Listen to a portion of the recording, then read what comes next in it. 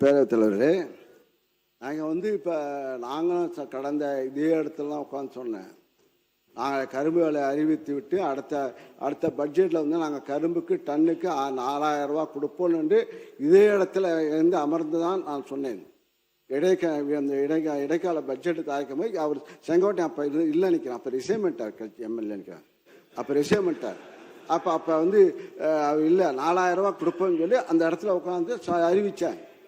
நாங்கள் அதே போல் நெல் விலையை நாங்கள் 2550 ரூபா கொடுத்தோம். 3500 ரூபா இப்போ கரும்பு விலையை உயர்த்தி கொடுத்தோம். நீங்கள் என்ன சொன்னீங்க? 4500 ரூபா சொன்னீங்க. கரும்பு விலையை நாங்கள் ஆட்சிக்கு வந்தால் 4500 ரூபா கொடுப்போம்னு சொன்னீங்க. நெல் விலையை 3500 ரூபா கொடுப்பேன்னு சொல்லிங்க. அதான் சொன்னேன். இப்போ கிள்ளி கொடுப்பேன்னு சொல்லி 3 மாதத்தில் கொடுத்தீங்க, போக கொடுப்பீங்க நம்பிக்கை இருக்கா தெரியல. ஏன்னா இப்போ நீ சொல்லிட்டார், முதலமைச்சர் சொல்லிட்டார், நிதிநிலை வேளாண்மை துறை அமைச்சர்.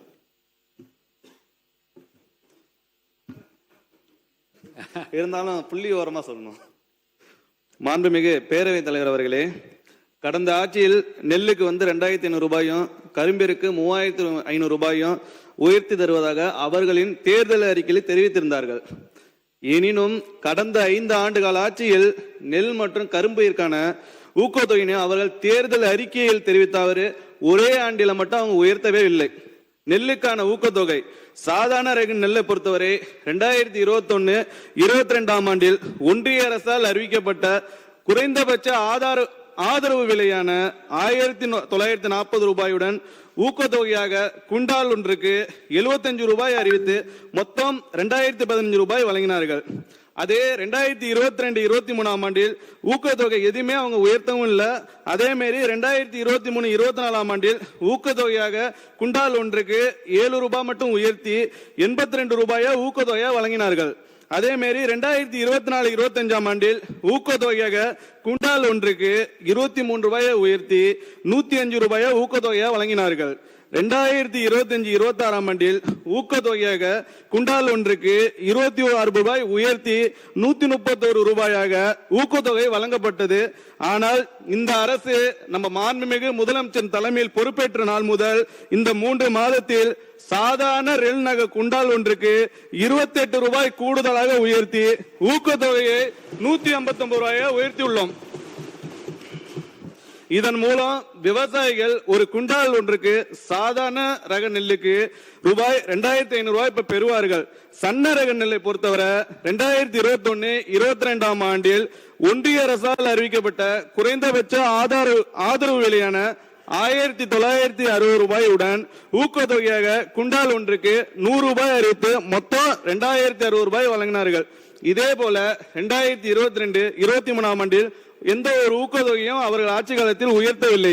அதே மாதிரி பாத்தீங்கன்னா 2023-24 ஆண்டில் ஊக்கத்தொகையாக குண்டால் ஒன்றுக்கு 7 ரூபாய் உயர்த்தி 107 ரூபாயாக ஊக்கத்தொகையை வழங்கினார்கள். 2024-25 ஆண்டில் ஊக்கத்தொகையை குண்டால் ஒன்றுக்கு 23 ரூபாய் உயர்த்தி 130 ரூபாயை ஊக்கத்தொகையாக வழங்கினார்கள். நம்ம 2025-26 ஆண்டில் ஊக்கத்தொகையாக குண்டால் ஒன்றுக்கு 26 ரூபாய் உயர்த்தி 156 ரூபாய் ஊக்கத்தொகையாக வழங்கப்பட்டது. ஆனால் இந்த அரசு நமது மாண்புமிகு தலைமையில் பொறுப்பேற்ற 3 மாதத்தில் சன்ன ரக நெல் குண்டால் ஒன்றுக்கு 130 ரூபாய் கூடுதலாக உயர்த்தி ஊக்கத்தொகை 289 ரூபாயாக உயர்த்தி இருக்கும். இதன் மூலம் விவசாயிகள் ஒரு குண்டால் ஒன்றுக்கு சன்ன ரக நெல்லுக்கு ரூபாய் 2750 ரூபாய் வரும் பெறுவார்கள். அதே மாதிரி கரும்பை பத்தி சொன்னாங்க. மாண்புமிகு பேரவைத் தலைவர்களே, கரும்பிற்கான ஊக்கத்தொகை கடந்த அவங்க ஆட்சி காலத்தில் 2021-22 அரவை பருவத்திற்கு ஒன்றிய அரசால் அறிவிக்கப்பட்ட நியாயமான மற்றும் ஆதார விலையாக மெட்ரிக் டன் ஒன்றுக்கு 2755 ரூபாயுடன் சிறப்பு ஊக்கத்தொகை 135 ரூபாய் அறிவித்து மொத்தம் 2950 ரூபாய் அவர்கள் ஆட்சி காலத்தில் வழங்கினார்கள். 2022-23 ஆண்டில் அரவை பருவத்தில் ஊக்கத்தொகை எதுவுமே உயர்த்தவில்லை. அதே மாதிரி 2023-24 ஆண்டில் அரவை பருவத்தில் பாத்தீங்கன்னா ஊக்கத்தொகையாக குண்டால் ஒன்றுக்கு 20 ரூபாய் மட்டும் உயர்த்தி 215 ரூபாயை ஊக்கத்தொகையாக வழங்கினார்கள். அதே காலகட்டத்தில் 2024-25 ஆண்டில் பாத்தீங்கன்னா அரவை பருவத்தில் மெட்ரிக் ஊக்கத்தொகை குண்டால் ஒன்றுக்கு 131 ரூபாய் உயர்த்தி 349 ரூபாயாக ஊக்கத்தொகை வழங்கினார்கள். 2025-26 அறவை பருவத்திற்கு ஒன்றிய அரசால் அறிவிக்கப்பட்ட நியாயமான மற்றும் ஆதாய விலைய மெட்ரிக் டன் ஒன்றுக்கு 3290 ரூபாய் 50 காசுடன் சிறப்பு ஊக்கத்தொகை முதல் ஆண்டிலே கூடுதலாக 360 ரூபாய் 50 காசுடன் சேர்த்து சிறப்பு ஊக்கத்தொகை 709 ரூபாய் 50 காசாக உயர்த்தப்பட்டுள்ளது. இதன் மூலம் விவசாயிகள் டன் ஒன்றுக்கு 4000 ரூபாய் கரும்பு விலையாக பெறுவார்கள். மாண்புமிகு பேரவைத் தலைவர்களே, இதனால் நெல்லுக்கும் கரும்புக்கும் ஒரே ஆண்டில் ஊக்கத்தொகையை தமிழ்நாட்டின் வரலாற்றிலே இந்த அளவுக்கு உயர்த்தியது நம்ம மாண்புமிகு தமிழக முதல்வர் அவர்களின் தாவேக அரசு மட்டும் என்பதை பெருமிதத்துடன் தெரிவித்துக் கொள்கிறேன். மாண்புமிகு உறுப்பினர் நீங்க தொடர்ந்து பேசுங்க. மாண்புமிகு பேரவைத் தலைவரே, இதை நாங்கள் தான் கொடுத்துட்டோம். இது ஏன் இவ்வளோ தூரம் படிச்சுக்கிட்டுன்னு நாங்கள் எங்களுடைய தேர்தல் அறிக்கை சொன்னோம். 2500 ரூபா நெல் கொடுப்போம்னு சொன்னோம்.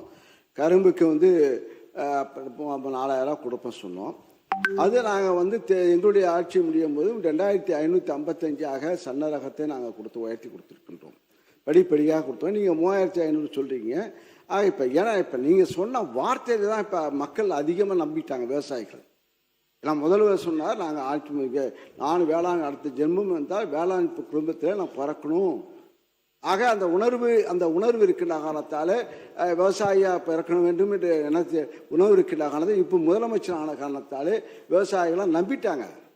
ஏன்னா விவசாயம் நம்பி நாங்கள் இப்போ நெல் விலையை வச்சு கொடுப்பாங்க. இப்போ கடன் தள்ளுபடின்னு சொன்னாங்க. நாங்கள் கிட்டத்தட்ட இப்போ கலைஞர் தான் முதலாக 7000 கோடி 96 7000 கோடி தள்ளி பண்ணார். அப்போ விவசாயிகள் ஒரு பைசாவுக்காக போராடிய விவசாயிகளுக்கு பல குண்டடிப்பட்ட சித்தார்கள். ஆனால் அன்றைய தான் கலைஞர் அவர்கள் முதலமைச்சராக இருக்கும்போது 96 7000 கோடியை ஒரே ஸ்டோக்கில் தள்ளுபடி செய்தார். எங்களுடைய முதலமைச்சர் அவர்கள் இப்போ இங்கே பொறுப்பேற்ற எங்களுடைய முதலமைச்சர் பொறுப்பேற்ற பிறகு 19,600 கோடி 19,600 கோடி தள்ளுபடி செய்தார் 2021. எப்படின்னா 12,000 கோடி இப்போ அங்கே கடன் விவசாய கடன் தள்ளுபடி, அதே போல் இந்த நகை கடனும் தள்ளுபடி சேர்த்து செய்தார்கள். 20,000 கோடி அளவிற்கு அதை தள்ளுபடி செய்த இயக்கம் திராவிட முன்னேற்ற கழகம். எங்களுடைய தலைவர் மு.க. ஸ்டாலின் அவர்கள் தள்ளுபடி செய்தார். மாண்புமிகு பேரவைத் தலைவர் அவர்களே, மாண்புமிகு உறுப்பினர் அவர்கள் சொன்னார்கள் முழுமையாக கடன் தள்ளுபடி செய்தது என்று. இந்திய ரிசர்வ் வங்கியின் 28/11/2025 தேதியிட்ட அரசு கடன் தள்ளுபடி திட்டத்துக்கான வழிகாட்டு நெறிமுறைகளின்படி பயிர்க்கடன் தள்ளுபடிக்கான முழு தொகையும் அரசு 45 முதல் 60 நாட்களுக்குள் முழுமையாக செலுத்த வேண்டும் என்ற அடிப்படையில் தமிழ்நாடு முந்தைய அரசுகளால் பல்வேறு காலகட்டங்களில் அறிவிக்கப்பட்ட தள்ளுபடி திட்டங்களில் கூட்டுறவு நிறுவனங்களுக்கு அரசிடமிருந்து வரவேண்டிய நிலுவைத் தொகை 2006 பயிர்க்கடன் தள்ளுபடிக்கான வட்டி நிலுவைத் தொகை 158 கோடி, 2016 பயிர்க்கடன் தள்ளுபடிக்கான நிலுவை 73 கோடி, 2021 புது நகைக்கடன் தள்ளுபடிக்கான வட்டி நிலுவை 353 கோடி. ஆக மொத்தம் 585 கோடி ரூபாய் நிலுவையில் உள்ளது. இந்த இக்கட்டான சூழ்நிலையில் கூட்டுறவு வங்கிகளில் 1/5/2025 முதல் 28/2/2026 பயிர்க்கடன் தள்ளுபடி 14.43 லட்சம் விவசாயிகளுக்கு சுமார் 6000 கோடி வரை நமது மாண்புமிகு முதலமைச்சர் அவர்கள் தள்ளுபடி செய்துள்ளார் என்பதை இந்த நேரத்தில் மாண்புமிகு பேரவைத் தலைவர் வாயிலாக தெரிவித்துக் கொள்கின்றேன்.